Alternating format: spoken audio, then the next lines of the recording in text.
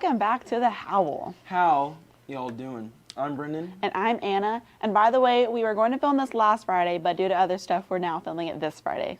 I don't think no one really cares. But anyway, today's show is the start of a new segment called Catching the Big Bad Wolf, where we deep dive into unsolved murder cases. Today, we're looking into the Girl Scout case that happened in northeast Oklahoma back in 1977. Was there like a recall on cookies that year or something? No, 3 girls were brutally murdered while attending a Girl Scout camp. 3? Yep, Lori Farmer, Denise Milner, and Michele Guse. Wow, that sucks. Yeah, it really does. On the morning of June 13th, 1977, the 3 campers were found covered in blood and laying on top of their sleeping bags by a counselor on her way to the bathroom. I don't know, may they use the bathroom? What? Anyways, it was determined that the girls were sexually assaulted, beaten, and strangled to death. Who did it? Actually, it's still an open case to this day. So they never found anyone? Actually, they did accuse someone, Leroy Hart, and he was found not guilty by the court due to DNA testing. Wow. Yep, and it's still not been solved to this day. Well, we went out and interviewed people about their thoughts on this case, so here are clips from those interviews. All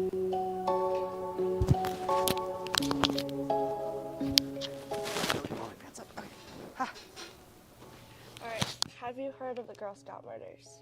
Yes, I have. They were in 1977. Do you know anyone that's in the Girl Scouts? I do. I actually used to be a troop leader, and I started my kids out in Daisies and moved up. I was also in Girl Scouts, and I went to the highest level, and my granddaughters are in it. That's cool. Yeah. So there is a speculation going around that the girls were chosen at random. Do you think they were or weren't? I don't know, but when you look at the history of when people are taken for violent crimes or sexual crimes, usually there's some interaction some way, and they know of the people. So I would say they were probably chosen. Okay. Do you think that there should have been a camp leader in the tents with the girls? That's a really loaded question. As an educator, I have done varsity pom for many years, and I had a male member, and we were coming back from a game in Tulsa, and he wanted to ride in my car with me, and I couldn't let that happen because he was a male and I was a female. So we as an adults have to be really careful about being alone with people or being in the same types of places. So I personally wouldn't stay in a cabin. I'd make sure it was secured. I think the organization has to decide that and the liability that it might bring. I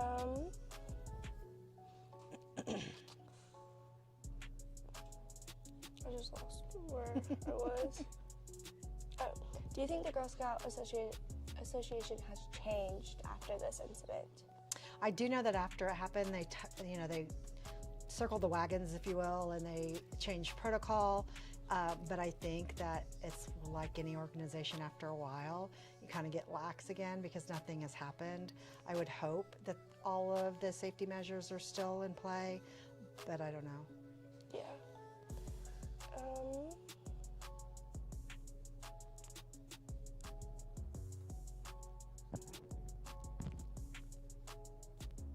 Do you think that if there was someone in the tent, that it would had made a difference? I don't think, it's like when someone chooses to perpetrate evil and to do something, they're usually pretty successful. I know that sounds daunting. So, I mean, other abductions from kids who have been in their homes and stuff, where parents have been in the home, it's been locked down, and they're still successful. I think when evil chooses to do evil things, it often prevails, whether there's another adult in the tent or not. Does this incident make you change your mind on letting anyone else going into Girl Scouts or? No, because it could have been Girl Scouts, it could have been Shepherd's Fold, a place my kids went. It could be, what's that, Falls Creek that everybody goes to. I mean, evil people live in the world, and bad things happen to good people, and good things happen to bad people. I think we have to be as diligent as we can, but do we really want to live our life in bubble wrap and shut away and not experience the glory that's out there for us and teach our kids to live in fear? I don't think we can do that.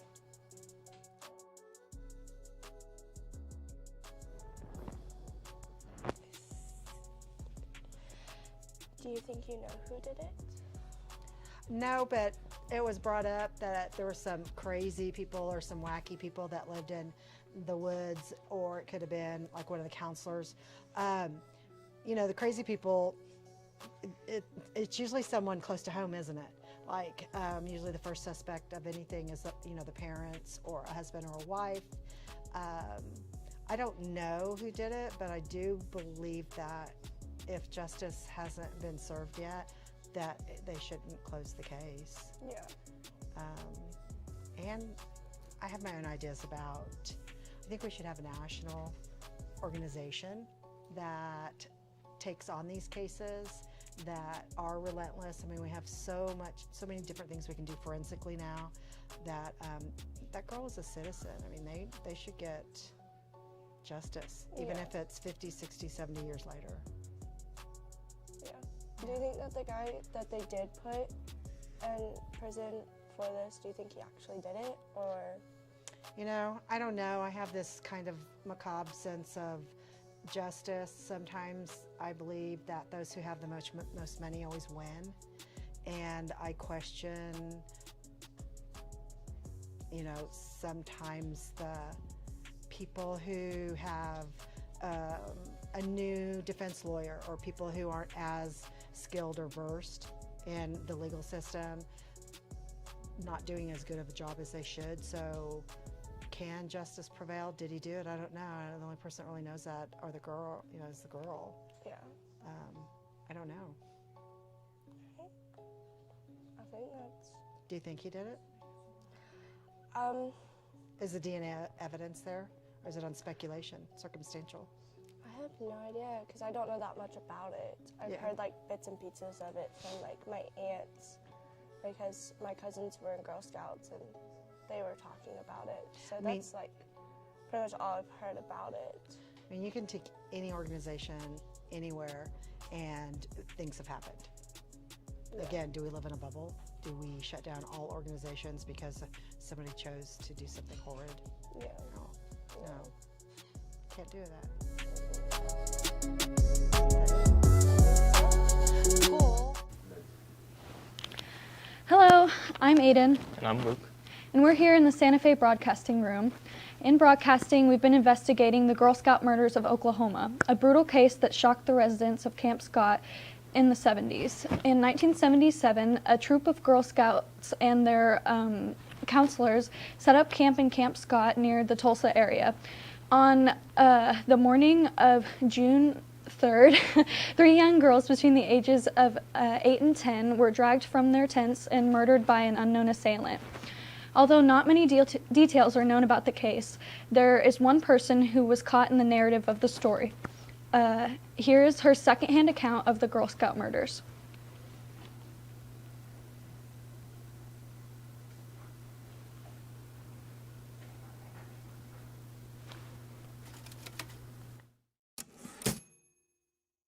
Would you like to introduce yourself? Yeah. So my name is Robin Robinson, and I'm the theater director here at Santa Fe High School. I have a lifelong obsession with true crime. That's what we want to hear. Good. Okay, so we're going to be here today talking about the Girl Scout murders that happened around, what area was it again? So this was the northeastern corner of the state near Grand Lake, and it happened in Mays County, which is right on Grand Lake. It was Locust Grove, and that's part of like a really rural area by Grand Lake. And this was 1977, so it was the summer of 1977. It was the eve of my 9th birthday. Okay, so my birthday, I just aged myself, no problem. My birthday is June 14th, and so the Girl Scouts camp there in Locust Grove had just started. They had started the day before, and so I had been looking forward to this camp out, right? I really want to do this camp out for my 9th birthday, and I'm sure I was a spoiled, rotten little poop who, demanded to go camping and so on and so forth. And so the place where we camped was right on the shores of the same lake, Grand Lake, and the forest connected Locust Grove and where we were. So big, wooded area, some country roads and so on and so forth, but it was the same forest. And we knew, the day before, so what happened was that next morning, so June 14th, was, let's see. So the murders happened on the 13th, which means they were discovered on the 13th, yeah? Okay, yes. But we think they are actually murdered on the 12th. A day before your birthday. Yep, the day before my birthday. And the 3 bodies of 3 little girls between the ages of 8 and 10 were found in those woods by a camp counselor.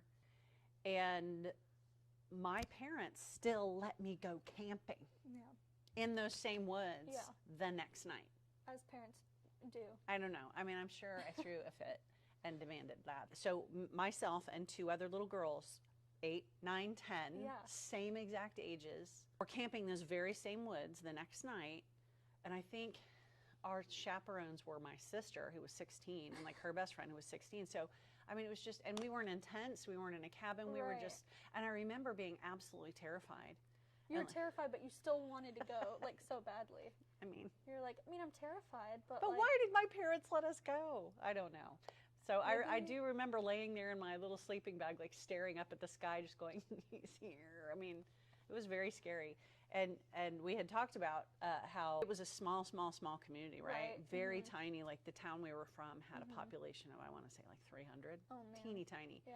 So we knew. I mean, we knew who it had been. We knew that it had happened. We didn't know the families because they were all from like the Tulsa area, because the Girl Scouts group, I think, was from Tulsa, and they had taken buses to the Locust Grove area.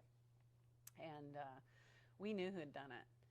But the thing is, he was at large in those woods that night. He was. He was hiding out, and you were there. He was there. Maybe it was like fate. Well, clearly not, because I survived. I mean, you're alive. But it did kind of set me off on a kind of an obsession with true crime. Like, I think that's why I'm such a weirdo. You know what I mean? Like, I'm obsessed with it. And for me, it's, you know, because there's been a lot of talk recently about why are so many, specifically women, obsessed with true crime. And for me, it's because the more I know about it, the less scary it is. Right? Because in that moment, I was closer than I've ever been to actually being murdered.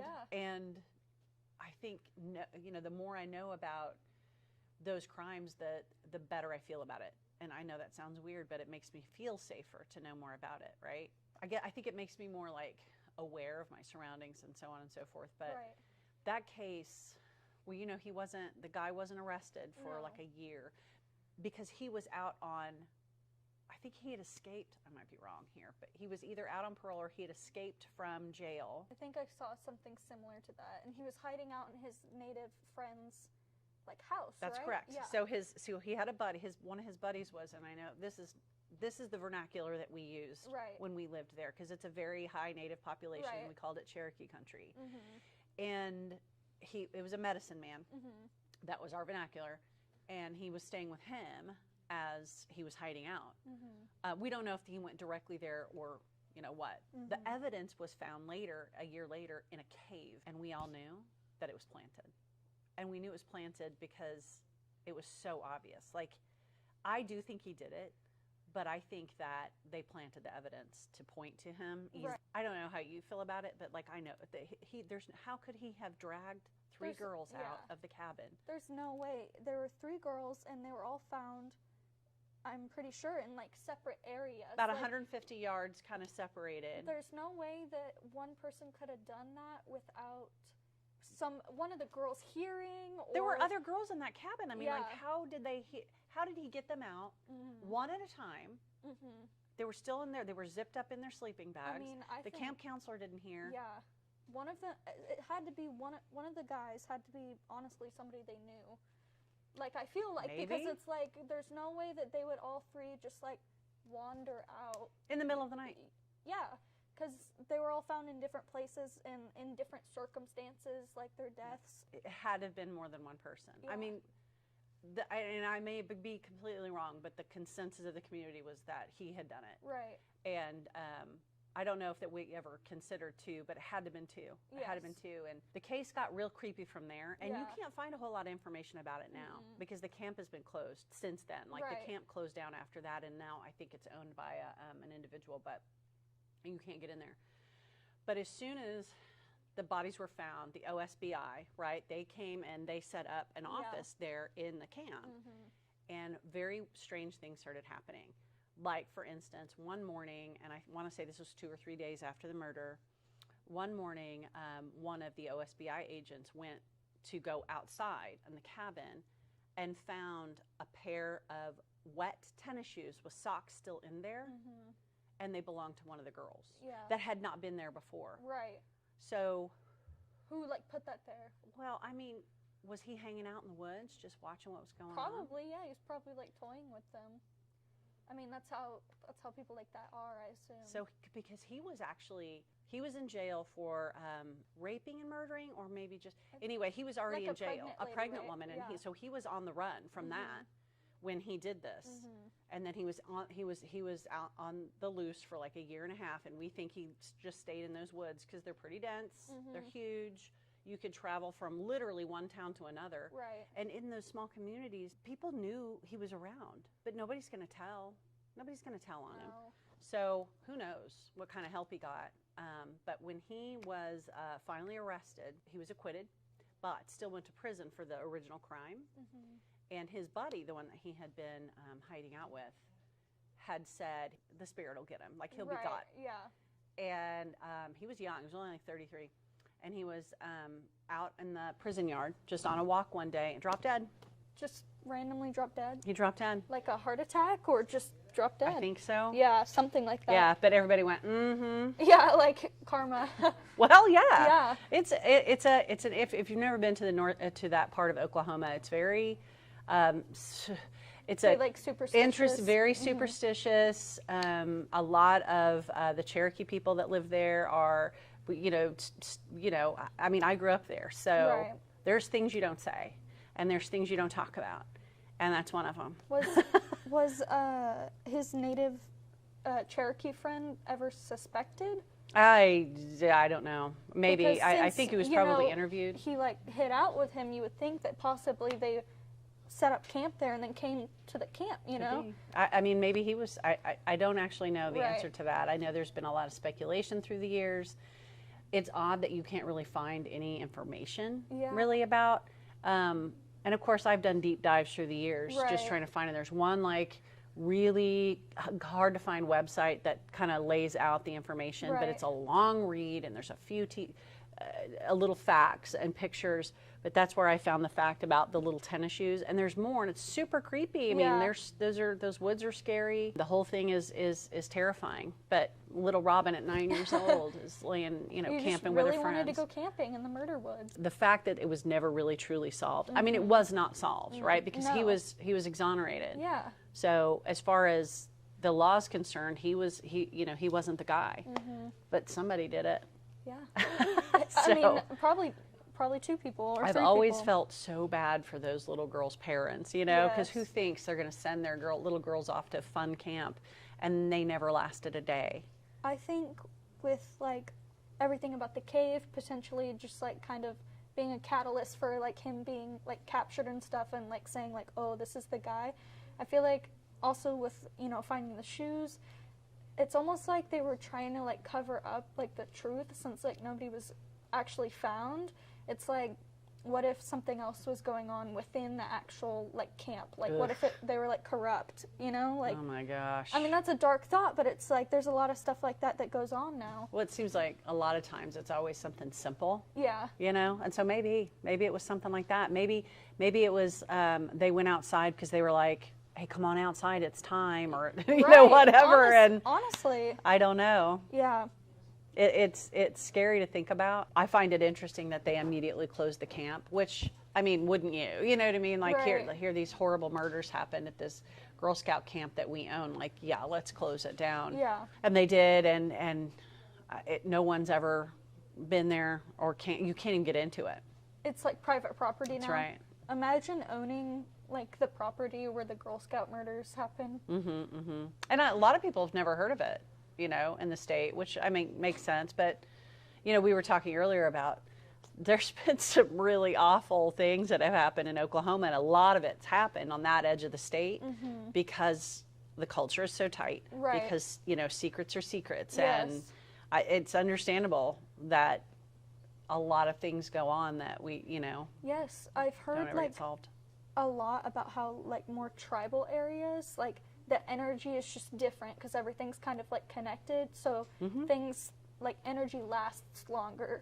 So I don't know. I guess that's kind of why like you hear about a lot of cases where it's like, oh, this used to be like a native like burial ground or whatever, and you're like, oh yeah, it makes sense. It changes the energy. Yeah. It does. Yeah, it's a different way of looking at things. And you know, I was just a little dumb white girl, but you know what I mean? Like I understood some of those things that I grew up around. Right. Probably misunderstood a lot of it and still do, but I think it had a lot to do with what happened there at that Girl Scout camp. Yeah. Well, thank you so much for telling us You're all welcome. about it. Firsthand experience. That's, Sort of. That's great. Kind of, yeah. Well, thank you, and I think that's good. Those interviews are very interesting. Brendan, who do you think did it? You know, it could have been the guy, but sometimes I wonder, what if it was like one of the counselors? I feel like it could have been a counselor. I kind of think maybe the gene guy had a partner, and the DNA they found could have been his partner, so he still could have been guilty. Could have, and maybe the partner could have been a counselor, a man working on the He could inside. have it could have been an inside job. Oh my gosh. Alrighty. Thank you guys for watching Catching the Big Bad Wolf. I'm Anna. I'm Brendan. Thank you for watching.